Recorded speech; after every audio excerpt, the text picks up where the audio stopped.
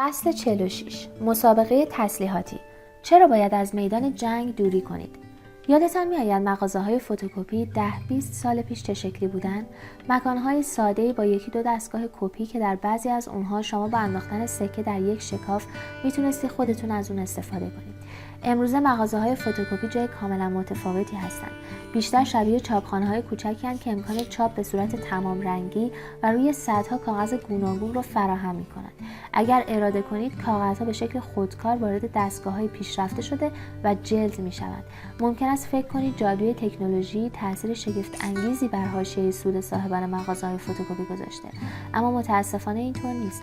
حاشیه سود اونها که تا همین الان هم کم بوده کمتر میشه. پس ارزش این دستگاه‌های گران قیمت کجا می‌رود؟ بسیاری از جوانان بر این باورند که رفتن به دانشگاه پیش نیاز یک زندگی شغلی درخشان است و حقوق‌های اولیه معمولاً برای افراد تحصیل کرده بالاتر از افراد بدون مدرک است. با این حال با یک حساب و کتاب و با در نظر گرفتن هزینه‌ها و وقت‌های صرف شده وضعیت بسیاری از دانش آموختگان نسبت به همتایان خود با تحصیلات کمتر نه بهتره نه بدتر. پس این فرآیند پرهزینه و وقتگیر چه ارزش افزوده‌ای دارد؟ لوئیس کارول پس از کتاب پرفروشش آلیس در سرزمین عجایب در حوزه کتابی دیگر با عنوان آن سوی آینه در 1871 نوشت. در اون کتاب وزیر قرمز یک مهره شطرنج به آلیس کوچولو میگوید الان میبینی که باید با تمام توانت بدوی تا همان جایی که هستی باقی بمونی. با این کار او دقیقاً سازوکاری رو توصیف کرد که مغازه فتوکپی و دانشجویان رو به دام انداخته.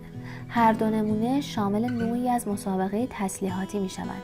این عبارت که در اصل یک اصطلاح نظامی است و می توان سازوکار خطرناکی رو که در پس آن وجود دارد همه جا مشاهده کرد. مردم مجبورن خودشون رو مجهز کنن چون بقیه هم دارن همین کارو میکنن، حتی اگر این فرآیند در مجموع هیچ اثر و معنایی نداشته باشد. بیایید به دو مثال و سوالی که در برابر ماست برگردیم. چه اتفاقی برای پولی که سرمایه گذاری شده میافتد؟ خب بخشی از اون به جیب مشتریان میره، اما بیشتر اون به تامین کنندگان دستگاه فتوکپی و دانشگاه ها میرسد. جان کسیدی در نیویورکر نوشت اگر تقریبا همه مدرک دانشگاهی داشته باشند، اینکه شما هم یکی داشته باشید شما را از بقیه متمایز نمی کند. برای رسیدن به شغل مورد نظرتون ممکن است مجبور شوید به دانشگاهی سطح بالا بروید یا مدرک بالاتری بگیرید. تحصیلات یک مسابقه تسلیحاتی شده است که در درجه اول به تولید کنندگان این اسلحه ها سود میرسونه که در این مثال کالج ها و دانشگاه ها هستند. کسانی که گرفتار مسابقه تسلیحاتی شده اند به ندرت متوجه گرفتاریشون میشن. ماهیت این پدیده شوم به شکلی است که وقتی هر قدم یا هر سرمایه گذاری در آن به تنهایی بررسی می شود منطقی به نظر می آید، اما تراز نهایی صفر یا منفی می شود. پس خوب به اطراف خود نگاه کنید. اگر برخلاف انتظارتون درگیر یک مسابقه تسلیحاتی شده اید از اون خارج شوید. من به شما تضمین می دهم که در آنجا زندگی خوب را پیدا نمی کنید. اما چطور از آن خارج می شوید؟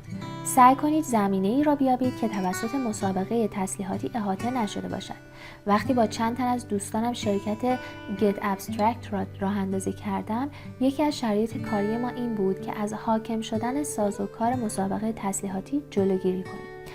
در عمل به اون معناست که دنبال فضایی بودیم که در اون رقابتی وجود نداشته باشد و بیش از 10 سال ما تنها تامین کننده چکیده برای کتاب ها بودیم که این موقعیت فوق العاده بود. در فصل 45 در مورد اهمیت تخصصی کردن صحبت کردیم. با این حال تخصصی کردن به تنهایی کافی نیست، چون حتی در تخصصهای کوچک هم معمولاً می توانید یک مسابقه تسلیحاتی پنهان کنید. شما به تخصصی نیاز دارید که بتوانید در اون با آرامش و اطمینان کار کنید و از سازوکار مسابقه تسلیحاتی دور بمونید. شما می توانید این را در زندگی کاری مردم ببینید. هرچه همکاران شما ساعت بیشتری کار کنند، شما هم باید بیشتر کار کنید تا از اونها عقب نیفتید. در نتیجه چون بیش از حد توانتون کار کردید، در عمل وقتتون رو تلف کردید. اگر خودتون رو با اجداد شکارچی و خوش‌چین ما مقایسه کنیم، خواهیم دید که اونها در هفته بین 15 تا 20 ساعت کار می‌کردند. بقیه‌اش وقت استراحت بوده.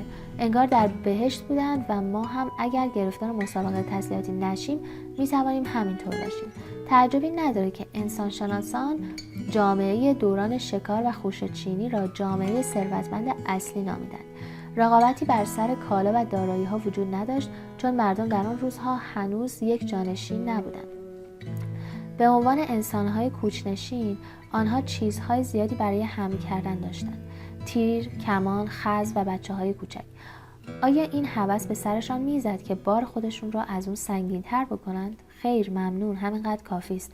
در آن دوران ورود به یک مسابقه تسلیحاتی منفعتی نصیبشون نمی‌کرد. امروز همه چیز متفاوت شده و فقط مختص کار نیست. حتی در زندگی شخصی خودتان هم اگر مراقب نباشید ممکن است در کشاکش یک مسابقه تسلیحاتی قرار بگیرید.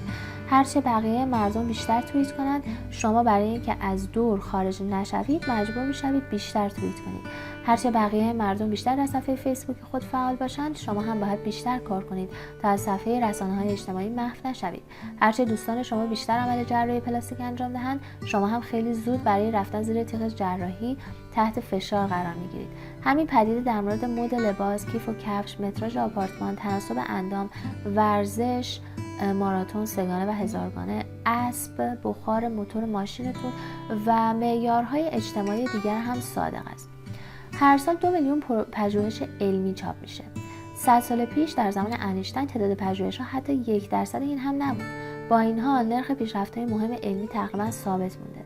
حتی در علوم هم سازوکار معیوب مسابقه تسلیحاتی اختیار امور رو به دست گرفته. مراکز آکادمیک بر اساس تعداد مقالات چاپ شدهشون و تعداد دفعاتی که سایر پژوهش‌ها به این مقالات ارجاع داده اند بودجه و ترفیع میگن. هرچه بقیه محققان بیشتر مقاله چاپ کنند و بیشتر به مقالات اونها ارجاع داده شود، باید بیشتر مقاله چاپ کنند تا عقب نیفتند. این مسابقه تقریباً هیچ ربطی به کسب علم ندارد. نشریات علمی برنده‌های اصلی هستند. اگر دنبال حوزه‌ای در حوزه موسیقی هستید، تحت هیچ شرایطی سراغ ویولون و پیانو نرید. نوازندگان ویولون و پیانو ناراضی ترین موسیقیدان‌های کره زمینند، چون فشار رقابت در کار اونها دیوانه‌واره. تازه به طور مداوم داره بیشتر هم میشه، چون سالن‌های کنسرت در سرتاسر دنیا هر سال با هزاران هنرمند پیانو و ویولون از آسیا پر میشه. بهتر از سراغ سازهای دیگر بروید.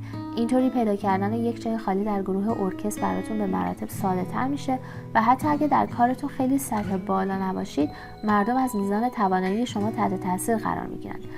به عنوان یک نوازنده پیانو یا ویولون همواره با لانگ لانگ و آنا سوفی موتر مقایسه خواهید شد. حتی خودتون هم چنین مقایسه‌ای را انجام خواهید داد تا رویتون خرابتر هم بشه. نتیجه: سعی کنید از سازوکار مسابقه تسلیحاتی فرار کنید. شناخت اون دشوار است، چون در هر مرحله اون به تنهایی منطقی به نظر میرسد. بنابراین هر از گاهی از میدان جنگ عقب رفته و از بالا به شرایط نگاه کنید. قربانی این دیوانگی نشوید.